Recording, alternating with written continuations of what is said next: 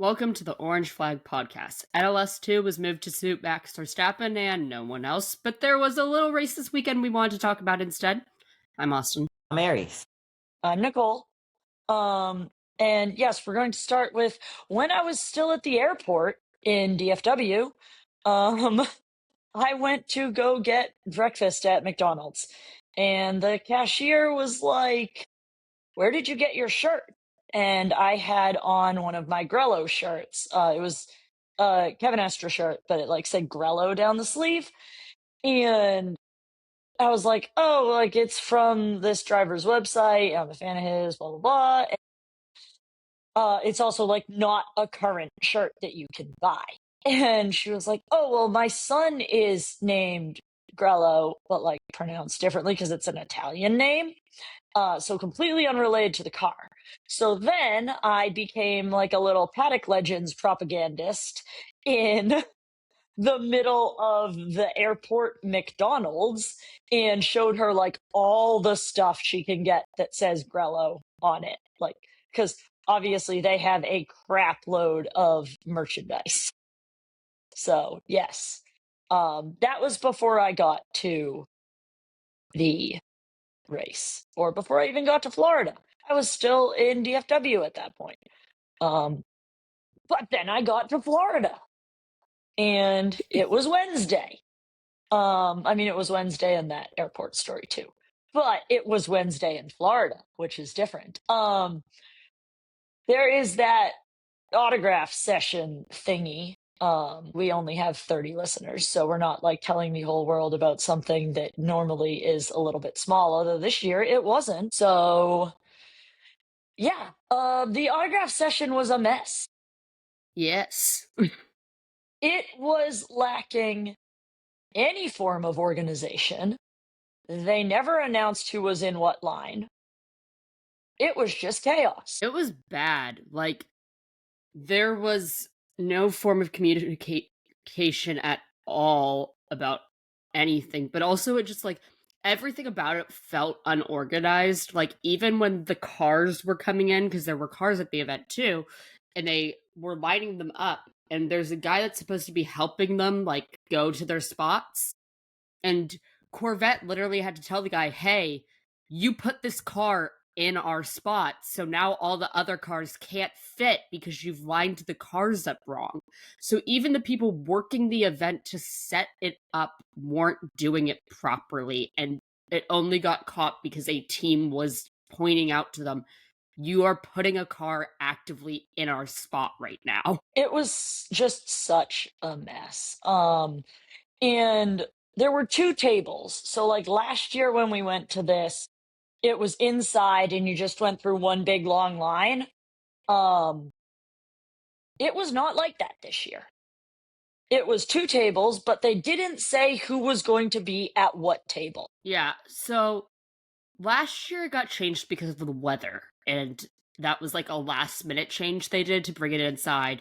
The two lines outside is what they normally do for this event. So in my mind, a last minute decision to move something inside should be less organized than a two-line setup outside that you do every other year, and it was the complete opposite. The one last year when they moved it inside at the last minute felt way more organized than this year, which is their normal setup that they do every single year. Yeah, so luckily, like, we knew a lot of people in both lines. So we were able to get in one line. And then when we figured out PPM was in the other line, hop over to that other line. And it was going to be the same way with the people that were in the line that PPM ended up being in. If the drivers they wanted to see were in the line we were in, they were going to come over. So, like, we made sure we were going to be able to go through PPM's line no matter what. And it turned out that just about everyone we were like meeting up with at this race was in the line that we were in. So we got like, you know, able to get into this line and be able to go through it. Sort of got to go through the line.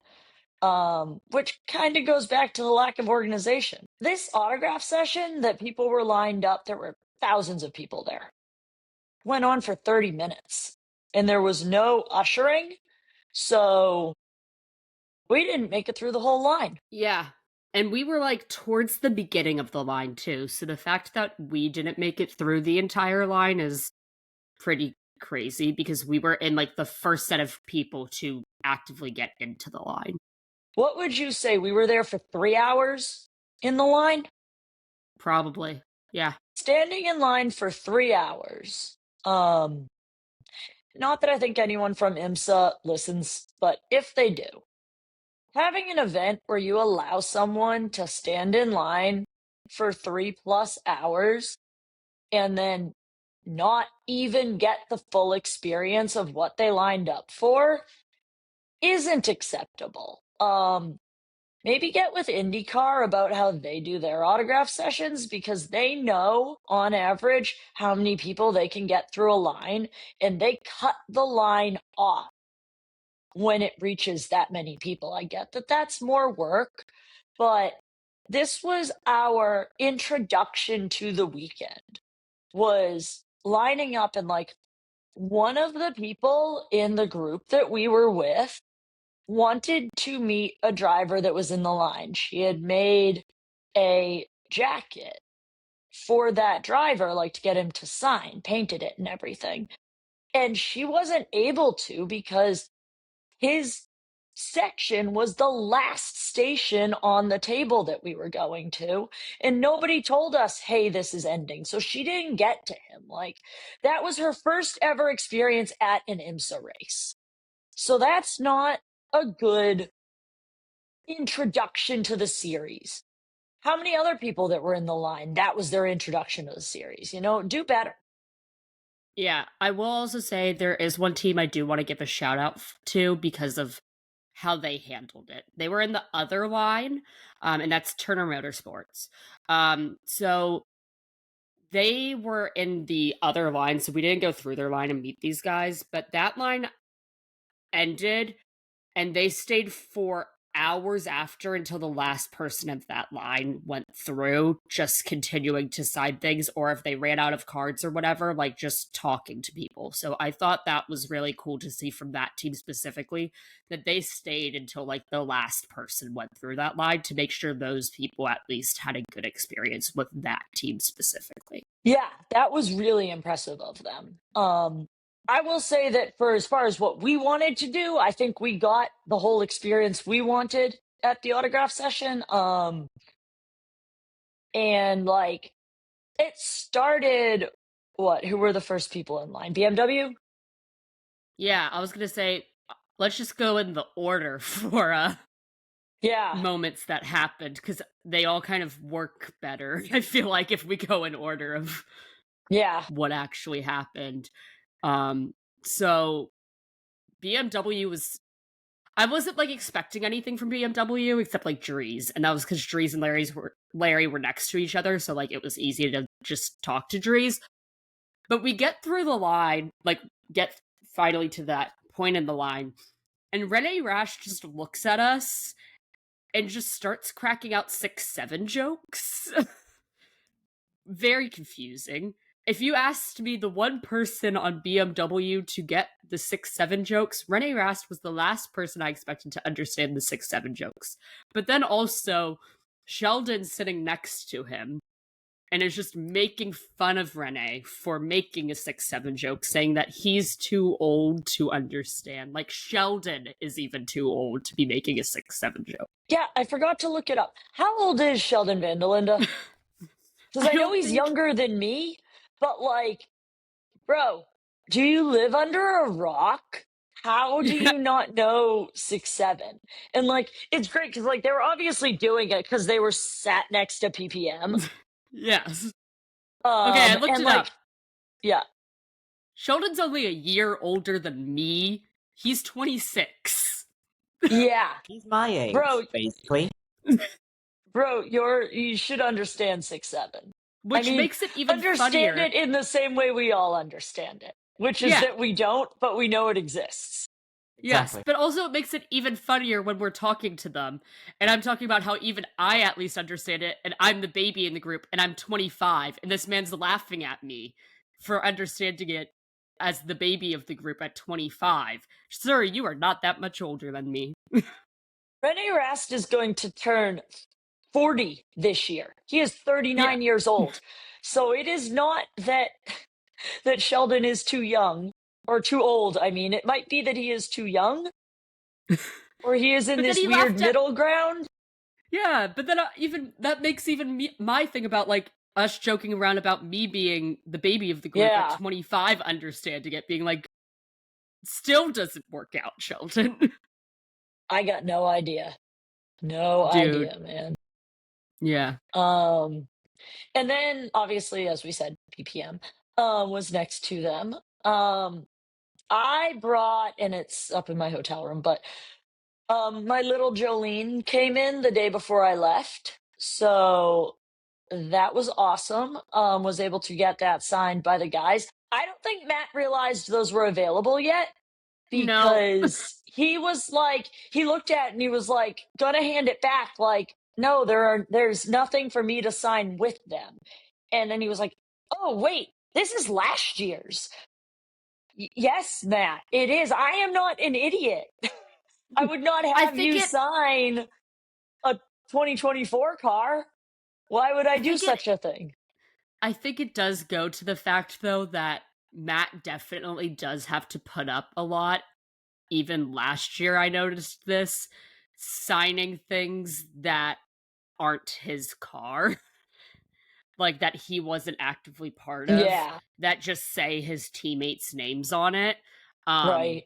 so I think he literally has just gone into the mindset of anytime he gets something that And I it's could not see his car. why he would be annoyed with me for doing that if that's what I was doing because I know better.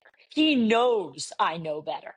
Yeah. Um, which is why I didn't bring any Kevin and Larry specific stuff. I have a crap load of Kevin and Larry specific stuff I would like to get signed. I will do that at the 5 rounds that do not, or 6 rounds that do not include Matt Campbell. I have 6 rounds where I can get Kevin and Larry to sign Kevin, Larry, and Michael, Kevin, Larry, and Andre. When I find one, Kevin, Larry, and Chris Cumming.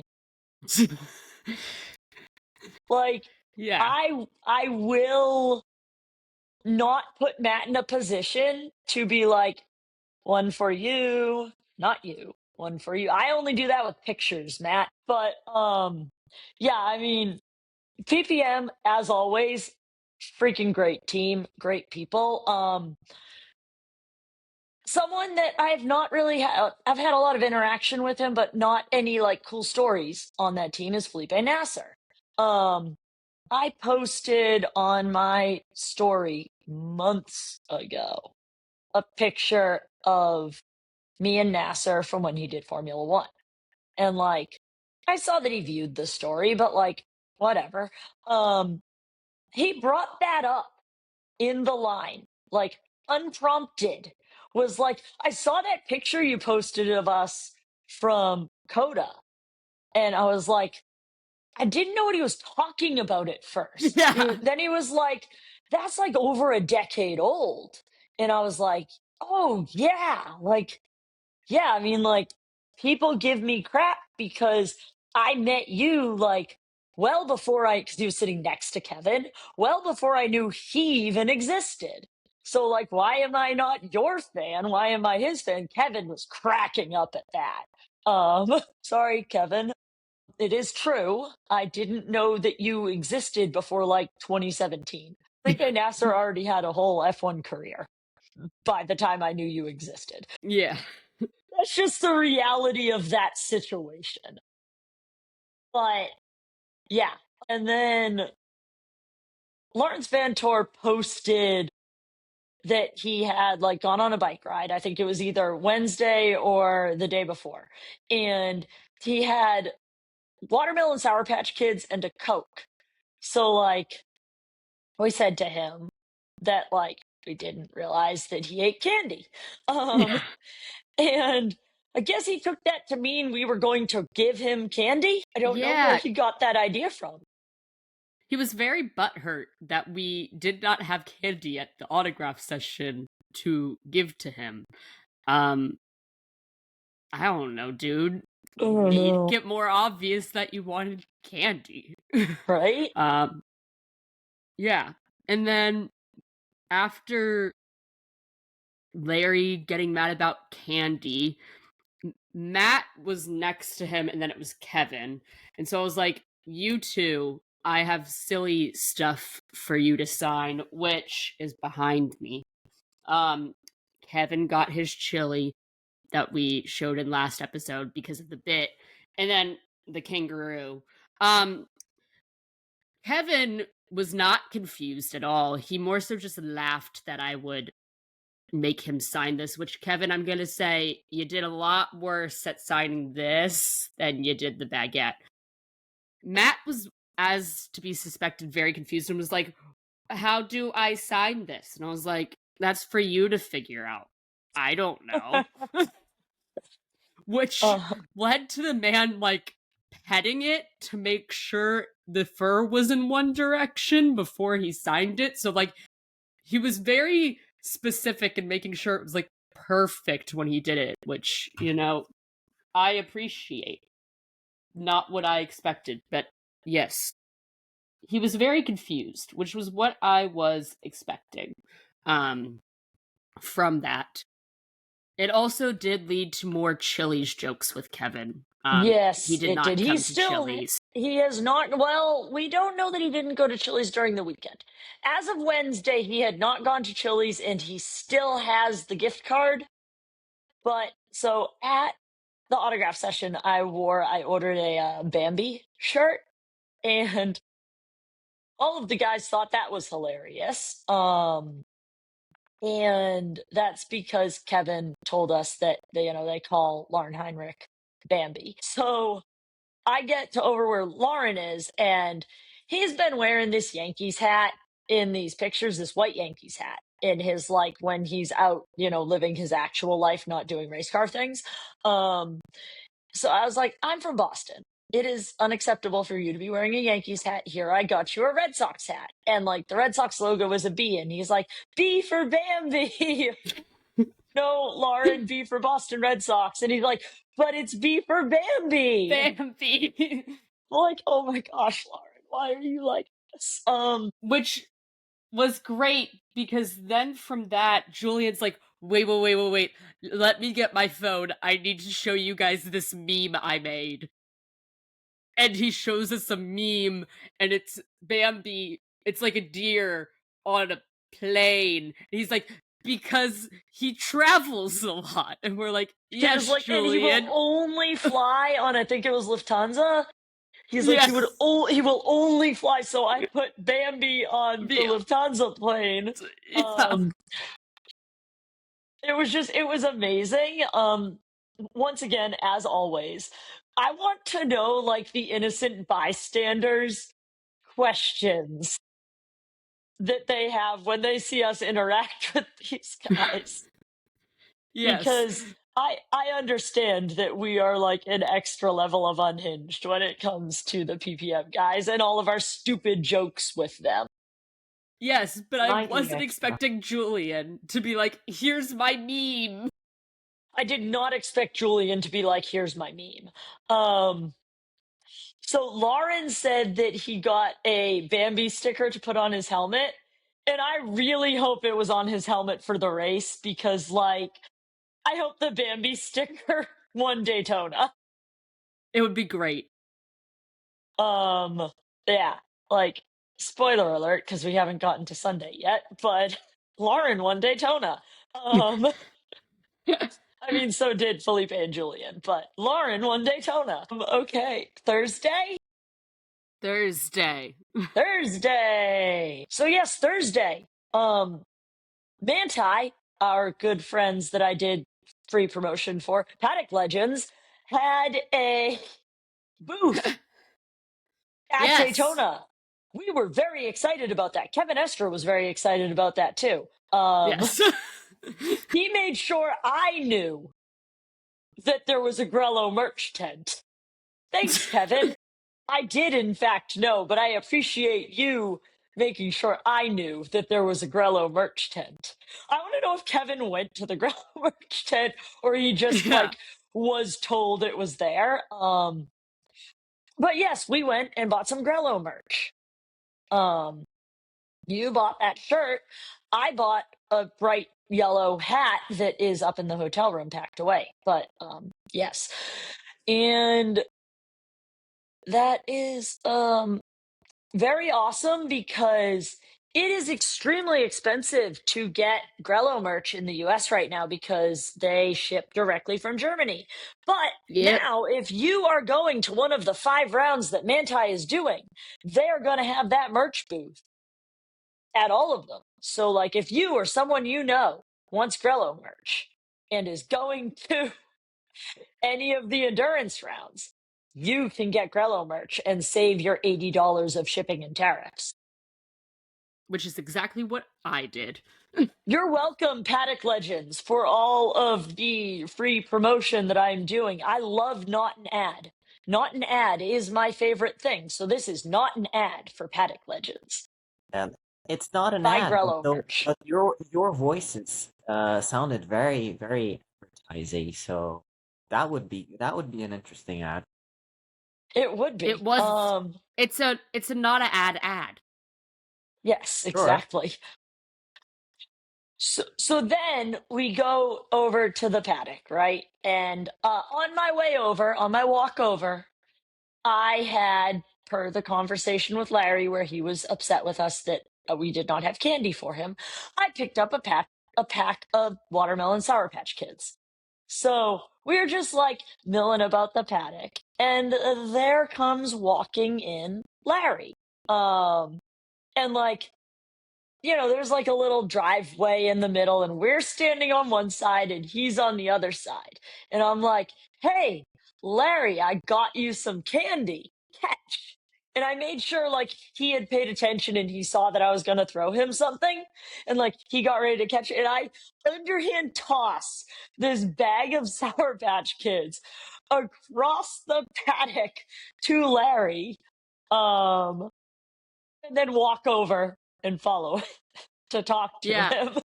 So then I come over and I, when I go to races, bring like just a bunch of like silly snacks that I can quickly like fit into my backpack. And so there was a wedding like right before Daytona that some like family friends had, and they had like very tiny bags of like That Swedish big. fish. Yeah, they were like a And very tiny gummy square, worms. and like sour gummy worms. And I had them in my bag as a like, if I need sugar later, I can just have these. Um, but then I was like, oh, I'll just give them to Larry. And I was like, Larry, I went to this wedding, so these have some random people's names on them. I don't really know who they are because they were people I honest to God didn't know but had to go to this wedding. Here.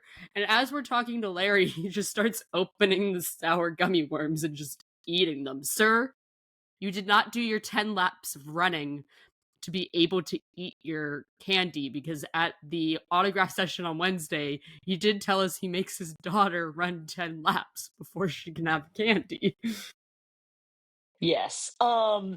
And when I gave him this, or when like, I walked over after throwing the Sour Patch Kids, he's like, I was joking about that. And it's like, yeah, I know you were. But like it's funny for the show. I Like, literally was like, Larry, you know that we commit to the bit. yeah.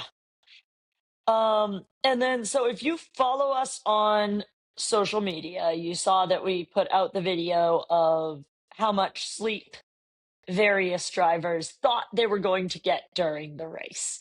I actually asked over 20 drivers and I just picked the like best assortment of 9.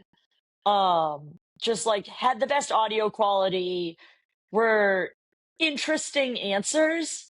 Cause like unfortunately, a lot of the drivers were just like, 2 or 3 probably. Like, a video of 23 people saying, 2 or 3 probably is kind of boring. But we got like some actually pretty cool answers. So if you haven't seen that video, it's on all the social medias. But that was just like fun because it was like a semi unserious question and it was really easy for the drivers to answer. So I had a lot of fun making that series. And then actually I didn't get that many pictures with drivers this time, but one driver that I did get a picture with was Maro Engel, who, like, if you listen to the show, you know I don't like Maro Engel. He was actually very nice, but I had a Grello shirt on when I got the picture with Maro Engel, and obviously he is a DTM driver where he competes against the Grello and does like Nürburgring where he competes against Grello. I get this selfie with him and like I go to say like thank you and he looks at my shirt and just is staring at the fact that I have a Grello shirt on and it's like yes, I can get a picture with you and have a Grello shirt on, bro. But I just thought that was funny. Like hopefully he doesn't know who I was and like know that it was obviously for the bit. But then we ran into Tom Sargent in the paddock, of course, because friend of the show. We were gonna find him. We just Of happened to course. run into him when we weren't looking for him.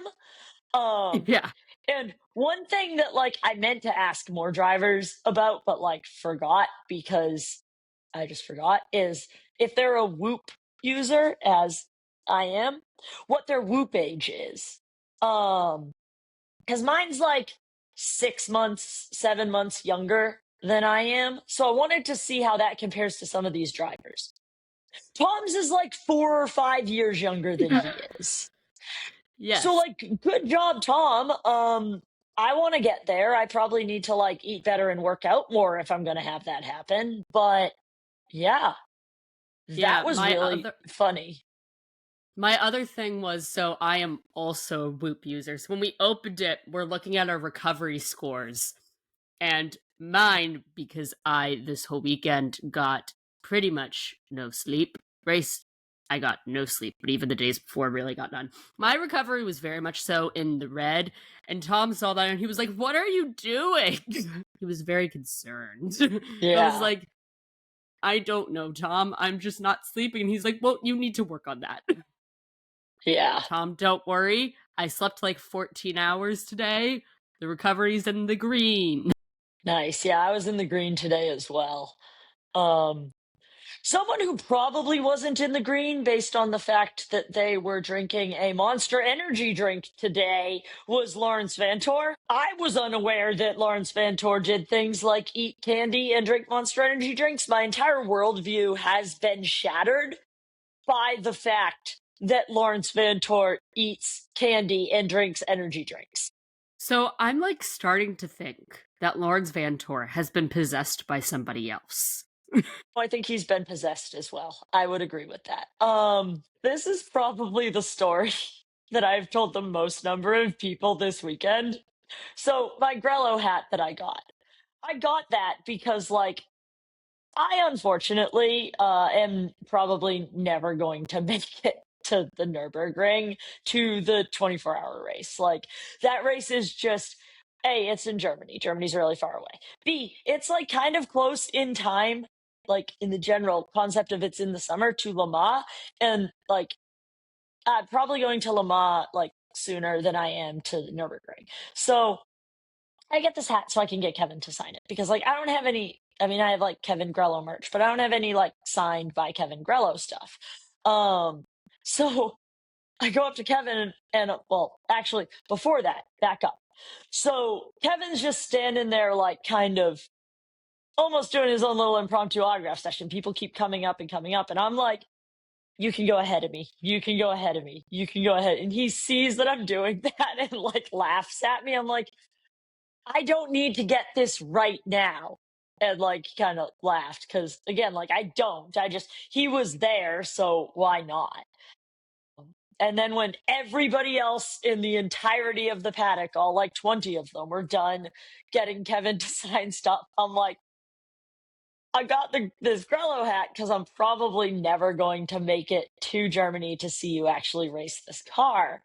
And he was like, well, why aren't you going to Germany? And I'm like, it's expensive, Kevin. I live in Texas. Like, I cannot just pop over to Germany. And he's like, well, maybe if you didn't go to Chili's every week, you could afford to go to Germany. Or or if you were like Lawrence and ate sandwiches, you could go to Germany. So like, Kevin, I'm curious how many sandwiches you think it's going to cost to get me to Germany. And if I prove to you that I'm eating sandwiches every week, can like you bring me to Germany? Like I feel We like there heard of should be an exchange here. yeah. We know the concept of fuel saving. Now we're getting the concept of chili saving, sandwich saving. I don't know. This is It needs like a name. meal Yeah.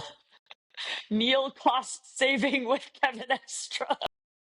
Kevin Estra is now Rocket Money. Exactly.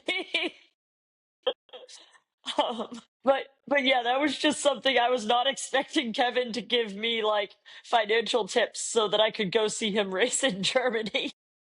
Yes.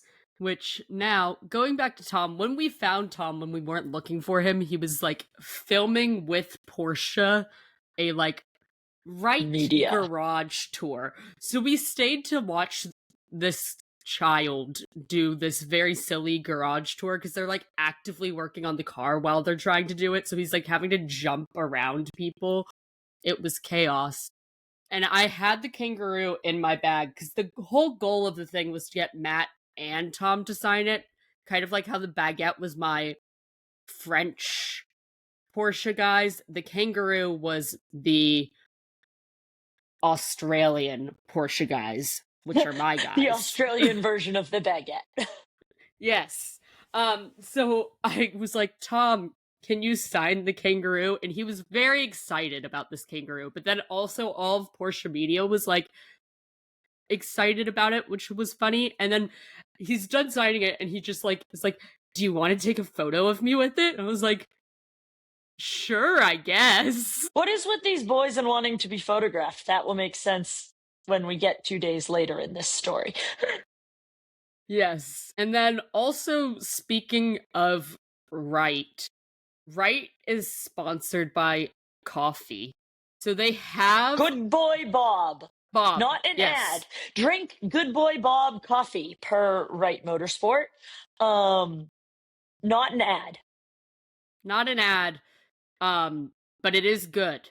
And speaking of, so they have like a quick pour station at their hauler of Good Boy Bob coffee.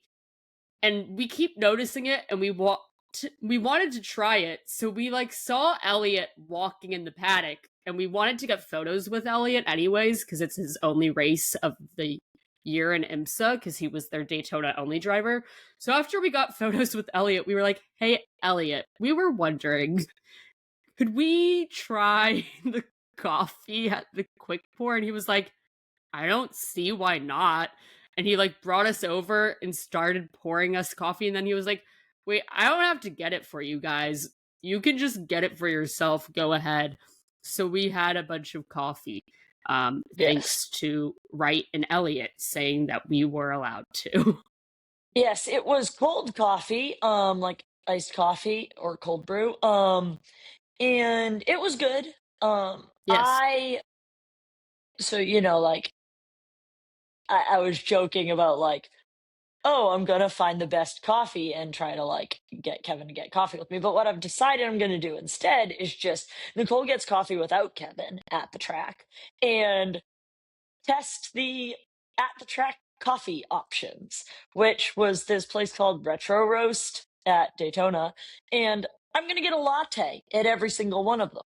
Kevin, if you ever want to join me for Kevin and Nicole Get Coffee, we can make it Kevin and Nicole Get Coffee again. But right now it's Nicole Gets Coffee without Kevin. And I gave this Retro Roast latte a solid 6 out of 10. Like I would go get another one right now. It was good. It was a good latte. So, yes, at Sebring, we will do Nicole Gets Coffee without Kevin with whatever random coffee truck exists at Sebring. And this will continue the whole year. And I will post little pictures and such of it. But yes, the Good Boy Bob coffee was very good. It was just a different style of coffee than what I am using for my Nicole Gets Coffee Without Kevin scale. So it was Yes. not included. Yes, but it was very good. Would drink again. It was also very strong, so like I didn't need a Very lot of strong. it to feel Be the awake. effects of it. Which was honestly nice because I like had just had a bunch to eat, so I was like, I don't really need a ton of coffee right now, but I like just needed something to drink. So it was That's like, about how we were after we drank the coffee. If you're not watching the YouTube, you should be. Just trust me. Watch yeah, Not the only for this facial expression I just made. yes. But also, while we were walking throughout the paddock, we built into like the paddock this kind of loop where we started at like ppm and made just a loop to the other side. And we kept doing that because it was just like a quick, easy walk to do.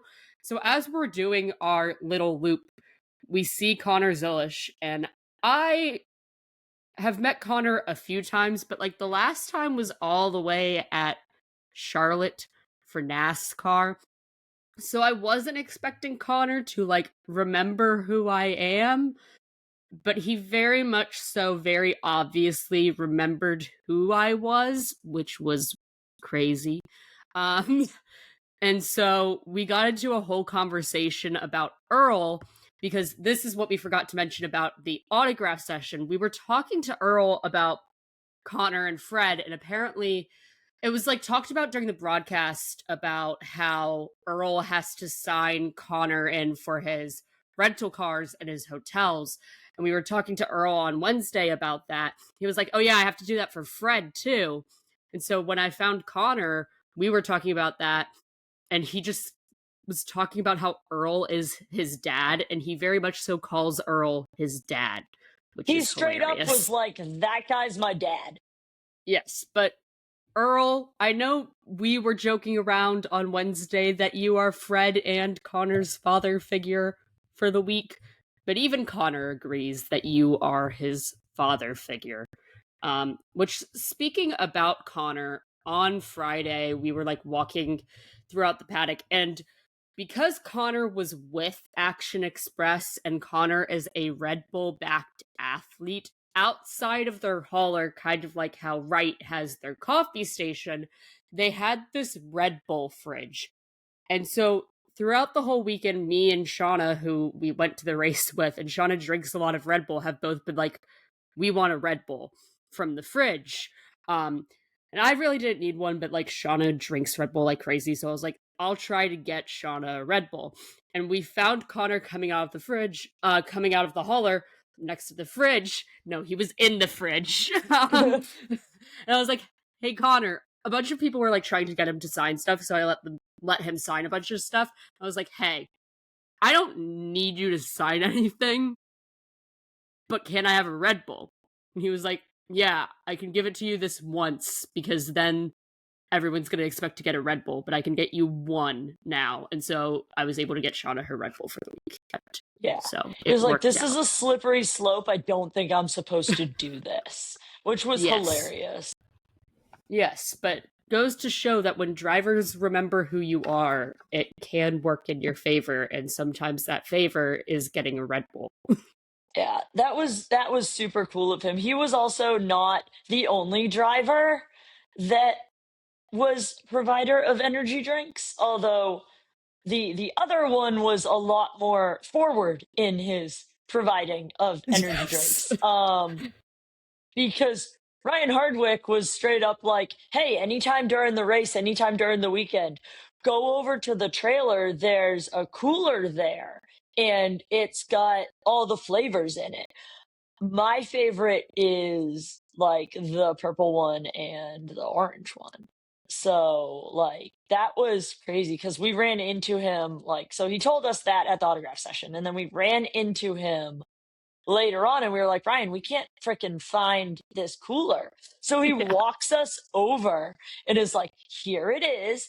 Here are the first forms. So yeah. Thank you, Ryan. And again, not an ad. thank you to Ryan Hardwick and First Form energy drinks. For which I think is called Form Energy. For Yes. keeping us awake for like 40 hours straight, except for the Yes. nap I took. Which Whoop doesn't think I took a nap, so I'm gonna say I didn't sleep. Which we'll get to that when we get to the race because but yes, thank you to Ryan for Yeah. keeping us And awake. so we went through a bunch of the like autograph lines during the autograph session, because like a bunch of the GT ones were shorter. So we went through Mantai's line, and that was when like all of those guys had Red Bulls, but only not Red Bulls, First Form Energies. And so only Ryan and Ricardo were the ones like actively drinking it, and I like called them out on it. And Ryan was like, "We're only allowed one a day," so. Yeah, We found out how many first form energies Manti first form guys are allowed for their daily amount. But also, I went through Wright's line, and while I was in that line, I was like, Tom, you're going to be disappointed in me again. And I pulled up my whoop. I was like, I'm in the red again. He was like, what are you honestly doing? And Callum was sitting next to him, and Callum was like, it's the alcohol. And I was like, Callum, I have had like one drink this whole weekend, and it was at Outback. And Tom knows that because why I does talked to Callum Tom about Ilott Outback. Why does Callum Ilott think that you were drinking that much alcohol? Oh, What did you do to Callum Ilott to make him think that you drank that much alcohol? I don't know. I've never even talked to Callum about alcohol before. Right? Then I was just like, Callum, I've had like one drink, and Tom knows that because I talked to Tom about going to Outback, and I showed him my koala drink that I got. Yeah, Um, I have had like barely any alcohol. It's not that, sir. But also, right? while I was through that line, Tom was like, "Where's my kangaroo?" And I was like, "Tom, it's back at the hotel. I'm not bringing it with me every This is Kevin single with the day." shirts at Coda all over again. Like, boys, when we do some cool merch item for you, we do not carry it around with us all the time. If you would like us to do that, please communicate. The DMs are open. For those of you that are relevant to this conversation, you literally know how to get in contact with us. If Yeah, you and I was want like, us to have whatever stupid piece of merch it is on us at all times, just tell us. yes.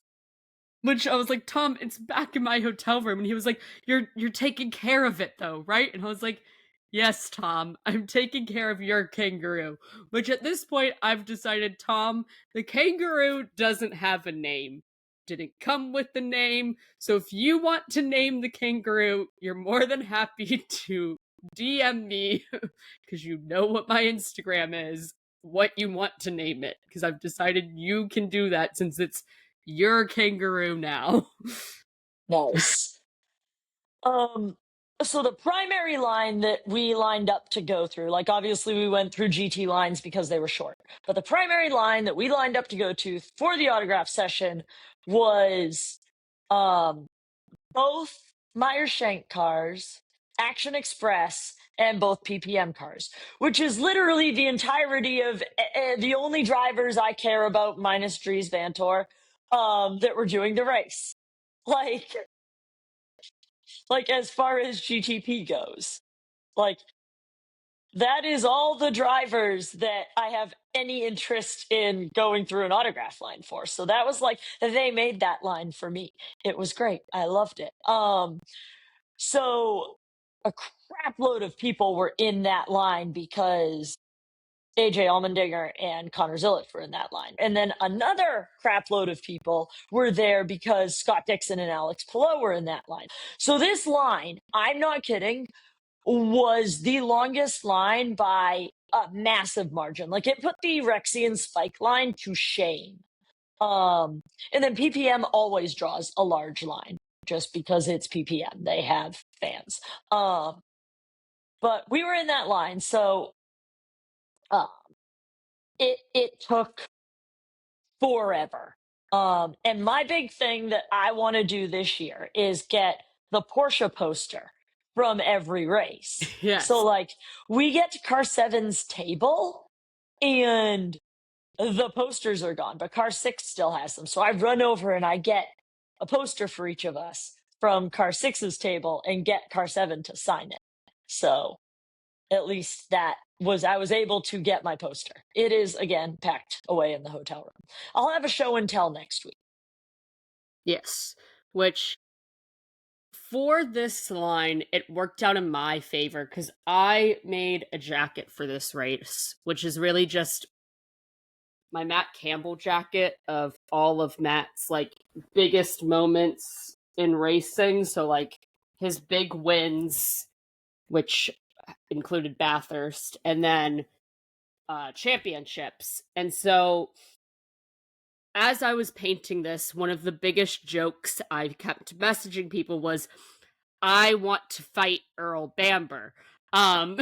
Because he made the 2019 Bathurst livery way too complicated to paint. Which obviously Matt won that race, so I painted that livery. And so I was like, I'm going to fight Earl Bamber. And then Earl Bamber was in this line. And as we get up to the table, I'm joking around about how I need to get ready to fight Earl. And he like looks at me like, what did I do? It was like, not actually fight you, Earl. And then I laid the jacket down, which this is the car of that livery. I was like, dude, you just make the hardest liveries to paint. And he was like, but it's a cool livery. And I was like, it is a cool livery. But like I had to paint it and it took me forever. Yeah. Which he thought was very funny, and he did sign it. So which that leads into the next thing. So all of the cars, I tried if Matt's teammates were there to get them to sign it. So like Dennis signed the Bathurst one, Julian signed Le Mans, and then Kevin signed last year. Kevin signed last year, and Nasser signed 2 years ago. 7 from 2 years ago. 2 years ago. I'm blanking on math. And then Dane signed that one too. And I get to Matt because the 6 is the end of the line, and I was like, I really don't need Larry to sign anything, actually. I was like, I just need you to sign something, forgetting I also needed Kevin to sign it. And he was like, hell yeah. And I put the jacket down because he knew I had made it. And he looks at it and he went, why are there signatures on my jacket? Yes, Matt, they are your cars, but it's not just your jacket. I was like, it's your teammates. And he was like, but it's my jacket. And I was like, yeah, well, you can sign it and you can pick wherever you want since it's your jacket. He was like, I guess I'll go with my really old car because I picked his Carrera Cup car. It's But the only car he drove solo, so it makes sense. Exactly. So it made sense. But I was like, sir, why are you so upset about your jacket? I made it. Yeah. It's not just I can do what I want with it, Matt. So yeah. Also, when we were in that line, we talked about how AJ was in that line, and AJ was getting a ton of crap from his teammates because he was at the very end and it was taking him forever to like sign all of the cards. So the guys were giving him crap for how long it was taking. He was like, well, I have a long last name. And I was like, joking with him, I was like, Tom has a long last name too. And he's like, yeah, but my signature's more complicated. And then we looked at it and we were like, okay, yeah, he does have a more complicated signature. And he was like, see?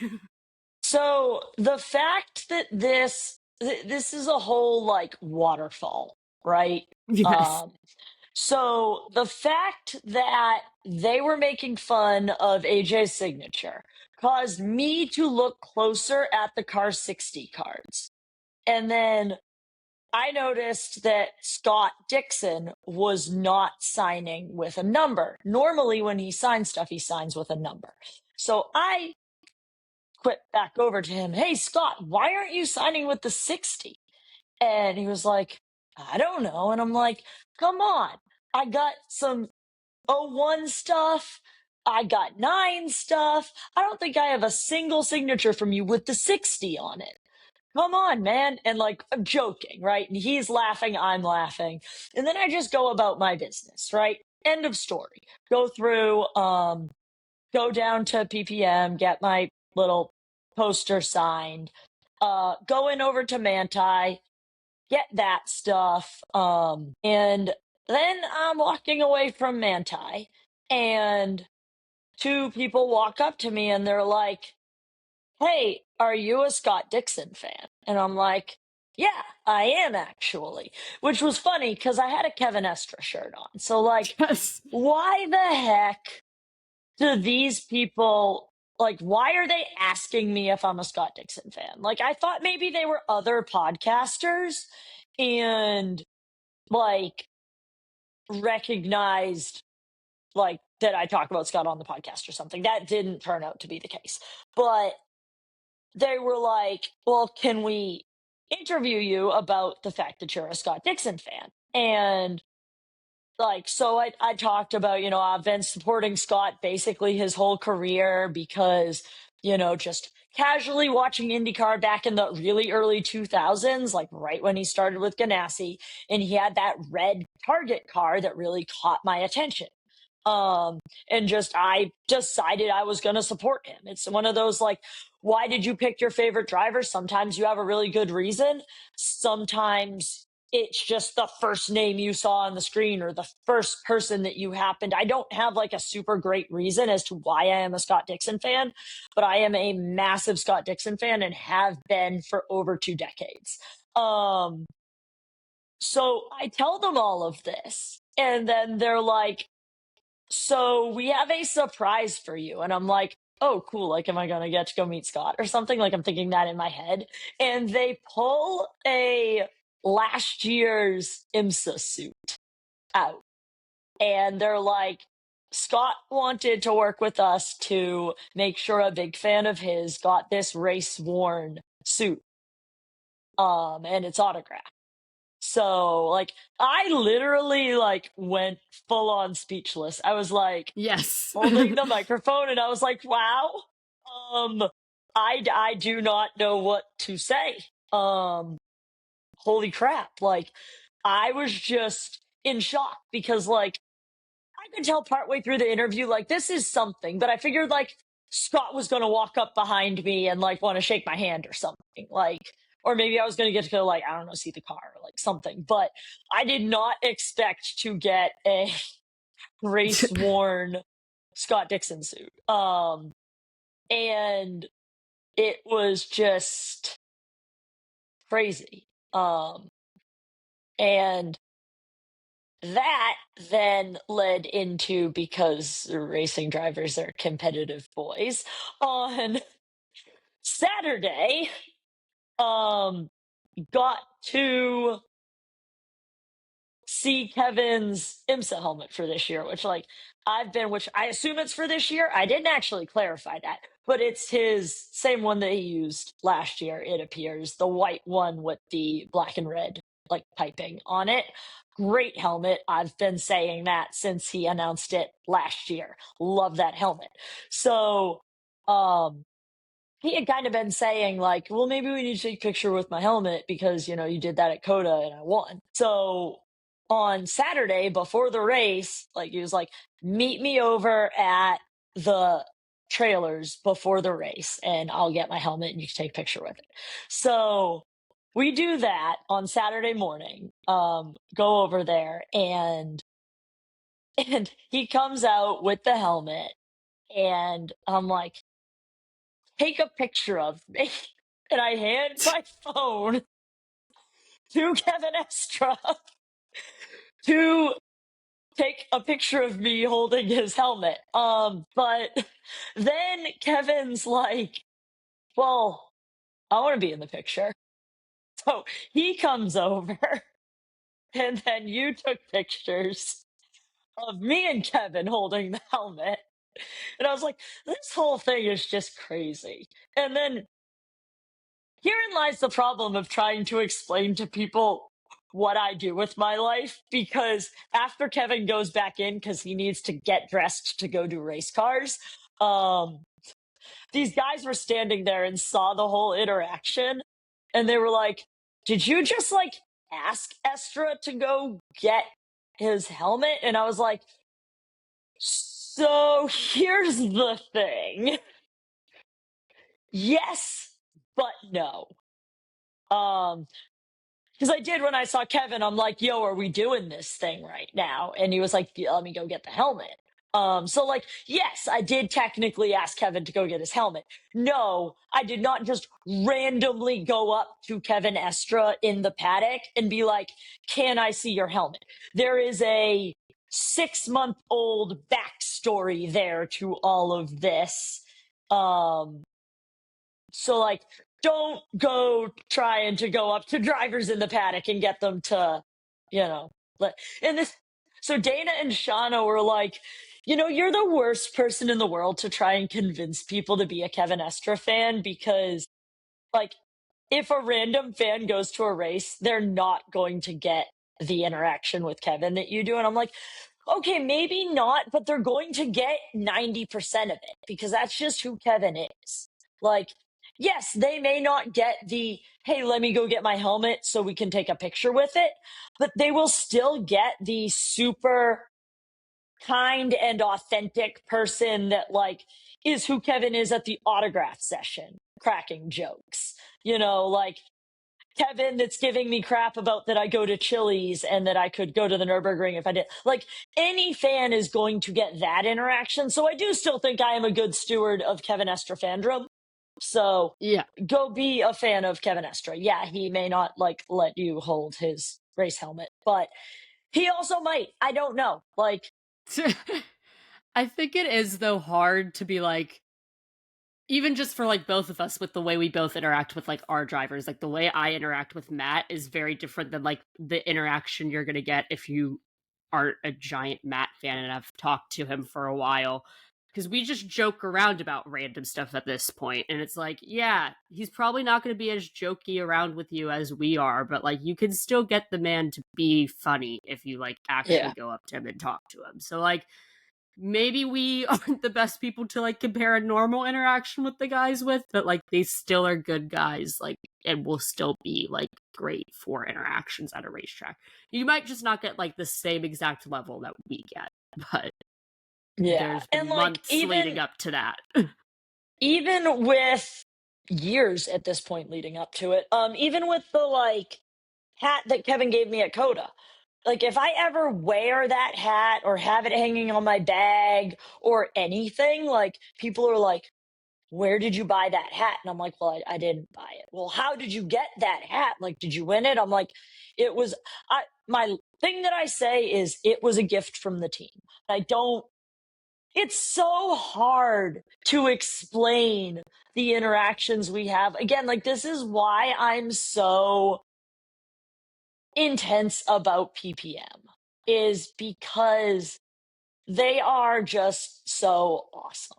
Like, everything a team can do to try and make you a fan, they do effortlessly. It's just who these people are as people. It is so easy to be a fan of theirs. Like, even Nasser, like, who I've never been a massive Felipe Nasser fan. I don't have an issue with him. I've never had an issue with him. But like, we had that conversation at the first autograph session. So my dad was with us for the second autograph session. And when we were going through the line, I was like, Felipe mentioned the picture again. And um and I was like, "Yeah, this is the photographer of that picture of us." And so then him and my dad were chatting about F1 and going to F1 races. Like, they just make it so easy to support them, all 6 of them. It's amazing. It really is. Yeah. And at this point, people very much so know who we support. So during the broadcast of the race, I guess Lauren went up to the like booth or something, and they were talking about drivers and right foot braking, and Lauren must have thrown Matt under the bus. I don't know exactly what was said, but all I got was a bunch of people texting me, messaging me that Matt was thrown under the bus by Lauren and being called out as a right foot breaker, which all I'm going to say to everybody who thinks it's crazy that Matt is a right foot breaker, if you know anything about this guy's like coming up into racing and his experience, him being a right foot breaker makes the most sense ever. Also, just his driving style, that makes the most sense. So it's not that surprising. But yes, Lauren did apparently throw him under the bus for right foot braking, and that was all I got messaged for like an hour. Which, okay, sure, it's funny. The guy's been able to accomplish a lot, so I don't think the fact that he's a right foot breaker is really holding him back. No, not at all. Clearly successful with it. Yes. Reminds me of something that Seb Bourdais said in an interview about how left foot breakers struggle with fuel saving, which makes sense as to why Matt's pretty good at fuel save because you can't. It is much less intuitive to lift and coast if you left foot brake as opposed to if you right foot brake. Because, Exactly. like, if you're lifting and just not putting your foot onto the brake, lifting and coasting is natural. But if you are instinctually hitting your braking points because you left foot brake, then like it's hard to remember and you'll ride your brake while you're like it's just the worst for fuel save according to the Seb Bourdais interview that I heard. So yeah, it totally makes sense, like thinking about the way Matt drives and some of his characteristics that he's a right foot breaker. Yes. Mr. causes me anxiety because he doesn't warm up the tires. It does make sense with his right foot braking as well. But yeah, speaking of Australians, the funniest thing was for the grid walk, there was the Aussie Express, which was the 75, and they all had like their Australia suits, but then for like the walk out with their cars and everything, I don't know who organized it, but they all wore mullet wigs that were bright blue to match like the car being blue, and that was great. They've also determined that for that race, Morrow, who was in the car, was an honorary Australian. I want to think Morrow was behind this because of how much he like does dressing up for like Halloween and stuff. Who knows? But it was great. It was my like favorite thing that they just went full all out with like that car being the Australia car and did it even to the point of like wearing mullets for it. Yeah. And then so I kind of mentioned this earlier that I like didn't get any sleep overnight. So I went to try and get sleep during the like forever full course yellow. And like obviously Kevin was in the car for that. And the commentary team love talking about Kevin when Kevin is in the car. So I'm trying to take a nap, but they keep on bringing Kevin up every 2.5 minutes.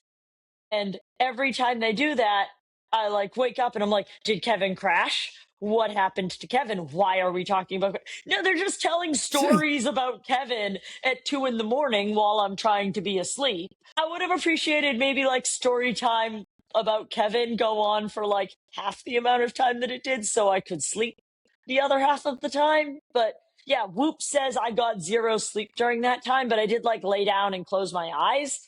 But the constant Kevin talk kept me up. Yes, So I blame Kevin. What I got as Roar His fault. commentary, which was just Matt commentary for the Roar, you got for like the night of Daytona, but Yeah. for Kevin Yep. commentary. They were just talking about Kevin forever. And I Yeah, really which wanted to sleep. yeah. Also, for this race, our hotels. So I stayed in a hotel and I got into the like elevator to leave for the race that morning, and my elevator was just filled with either people that worked for Pratt Miller or people that worked for Cadillac. And then some Yeah. random which I was like, I feel very out of place in this elevator that I'm in right now. This is very awkward. Um, in my Larvin kangaroo shirt, just like, Yeah. hi.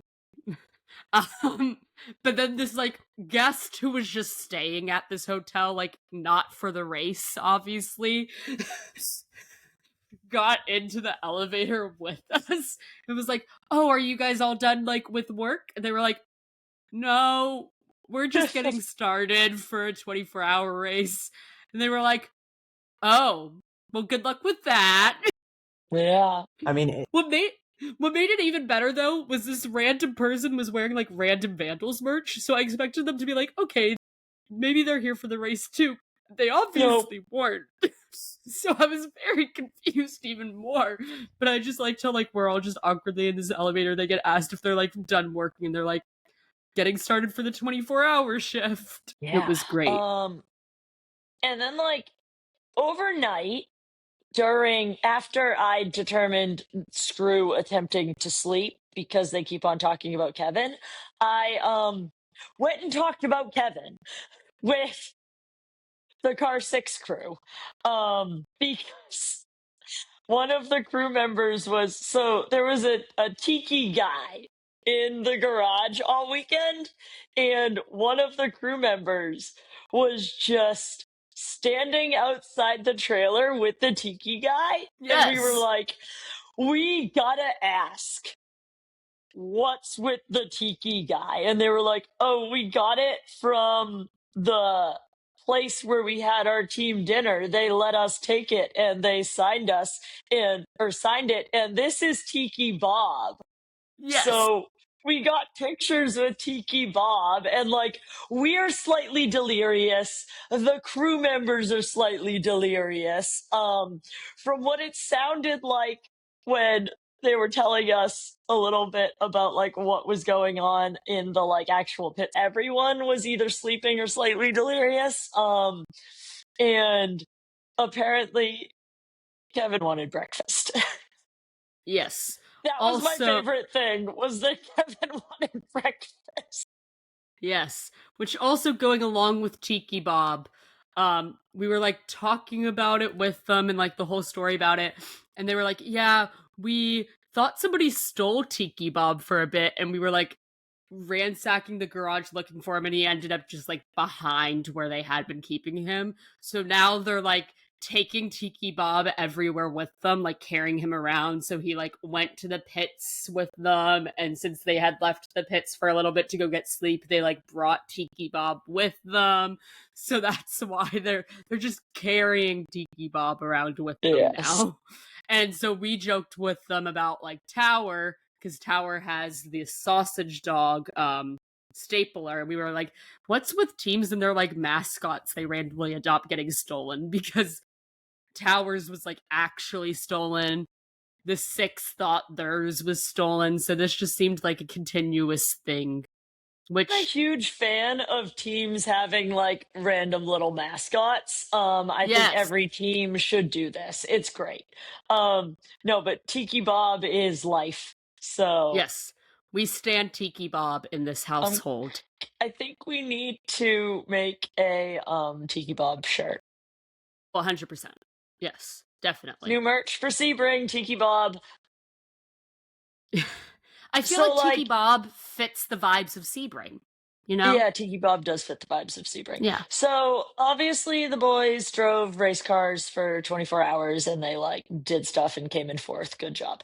I was so exhausted emotionally by the end of the race because I was so torn about what I wanted to happen, right? Like there were three cool outcomes that could have happened. Um Obviously, number one outcome would be car 6 winning, would be Kevin winning the race. That didn't happen. Outcome number two that also didn't happen would be seeing in back-to-back years the Mr. 24 Hours feat being accomplished. That came mighty close to happening, but also didn't happen. And then what did happen, obviously, was car number 7 winning. As we know, I am a big fan of Lauren Heinrich. What he did, winning Daytona on debut, driving absolutely faultless stints, stepping up, equaling the level of his vastly more experienced teammates is amazing. And it's like, I feel like I was just so emotionally drained from all the strategy issues, the car issues, everything that was going on with the six, that it didn't even occur to me almost that Lauren won the race. Like, that took me a while to realize it happened, because I was just so oh my gosh, the six just had everything that could go wrong kind of thing. They Yeah. they could have podiumed, but they didn't make a pit stop when they should have. It was just like, oh my god, this would happen to our car kind of thing. And it's just like, I feel like anyone that saw me at the race would not think that one of my absolute favorite drivers just won, because I was so drained. Yeah. For me, it was so hard for me to enjoy this race. One, because of everything going on with the six, but also the other car that I am a big fan of, which is the 120, because Tom Sargent's in the car, was out very early on, for no fault of their own. LMP2 spun in front of them. They couldn't see it, and Adam ended up being collected by it and um, in the wall, and then had to be transported to the hospital. And we didn't find out until very late that he was okay. So thinking about that the whole time, I, after it happened, went over to the 120 garage, and they're working on the car, and Tom was there, so we got to talking for a while, and it was fun to be able to talk to Tom afterwards, because we got to talk about what happened and everything, but also just we got to goof off and talk about really silly stuff. So it was nice to talk with him and actually get a driver's spirits up afterwards a little bit, and also just talk about stupid stuff, because for him the race was over. And so we made a joke about the kangaroo, to get them out of the it's our fault that the car got collected. I was like, Tom, maybe the kangaroo is cursed. Maybe that's the conclusion we're coming to, is that the kangaroo was cursed. And he's like, you know what? I'd like to believe that, so we don't have to blame ourselves. He's like, we'll see how Maddie does, and then we can come to a final conclusion of if the kangaroo is cursed or not. If Matt wins, it's not. Obviously, they didn't win. So then when I was talking to Matt afterwards, I was like, hey, it's not the Six's fault at all, about anything that happened to the race. Me and Tom came to the conclusion the kangaroo is cursed. So you guys can also just blame the kangaroo for Nice. not winning the race. So I will yes. say, after the race, I apologized to Kevin that the good luck helmet holding thing from Coda didn't work. So, yes, we're all extremely superstitious. Yes. But it was funny that now we've just created kind of this joke now Right. that this is not their faults in any way, or anyone on their teams. It is this kangaroo's fault, that they didn't do well. But it was funny to just be able to joke around about that kind of stuff afterwards. So yes, we now have a joke about the kangaroo. Don't worry, the kangaroo's not coming to Sebring, both of you, so it can't be there to curse Sebring. What is coming to Sebring is a case of beer for the people that I am calling the magicians. The Car 6 crew, if you're on the Car 6 pit crew, you're getting a beer from me for putting that thing back together. And I mean this, I am getting y'all beer. I can just bring a case of beer over to the trailer. I can, however we want to coordinate this, enough of y'all know how to find us. Let me know how you want your beer, and I'll get y'all some beer, because you Yes. deserve it after the work that you put in to get that car to finish. It was amazing work, and like, thank you, Car 6 pit crew, because y'all are awesome. Yes. I will say another thing that's coming to Sebring. When we went through the autograph line, I was not wearing my Matt Campbell Snoopy shirt, which I purely made because there's been a lot of graphics people have made of like Snoopy wearing helmets, and I like Snoopy, and everyone's been doing it for their F1 drivers, and I was like, but I want to do it with Matt's helmet. So I made a shirt that was that, and Matt was disappointed that I wasn't wearing it for the autograph sessions, so don't worry, I'll bring it to Sebring and I'll wear it for the autograph Once again, session. these boys, and wondering where specific pieces of merch are. We do not carry all of the merch that we have with us at all times. If you want specific merch, please ask. But yes, that is our roundup of Daytona. Actually, I think we forgot something. We did make another friend from Manti, Antoine, who showed us their lollipop because we wanted to know where their lollipop was. We Because it's a did want giant to see the first form can energy lollipop. I did forget so about we gotta that. shout out our new friend Antoine for Yeah. getting the lollipop for us. I think it so might we be can take Anton. photos. Or Anton. However he pronounces his name. Shout out to him. Anton from Manti. Shout out.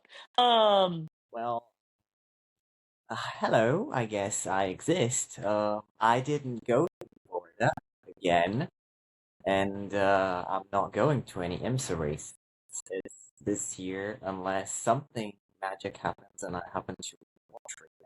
Suddenly I'm joining someone in her Go to All the Races adventure. But I guess the highlight of the weekend for me, obviously. Do I really need to say this? Getting greedy. Hello, Felipe. I think the thing I said the most this weekend was I am ready for my streak to be snapped. Because, it's been since 2021, and I say we, have been winning. Because it was Elio 21, 22, and 23, and then Felipe Yeah. 24 and 25. I thought, okay, this is getting way too long. Someone is going to take this away from us, whether it's the 6, whether it's the 31, whether it's the 93. Who cares? In the end, somehow we were there at the end, and we won again. Hey, the 2020s are our decade, I guess, because no matter what, we've already taken, 6 out of the 10 races this decade we've won them. So Yeah, I will say my streak of races I go to, Matt ending on the podium, may have ended, but I'm happy that your streak of, Brazil taking away Daytona can at least continue if we have to look at the upsides. Yes. Okay. Well, with that, thanks for listening. You can find us on Twitter, TikTok, YouTube, and Instagram at Orange Flag Pod. Nicole is at Nicole on Racing. Austin is at Austin Trackside, and Aries is at Aries_Alpenglow. stay orange.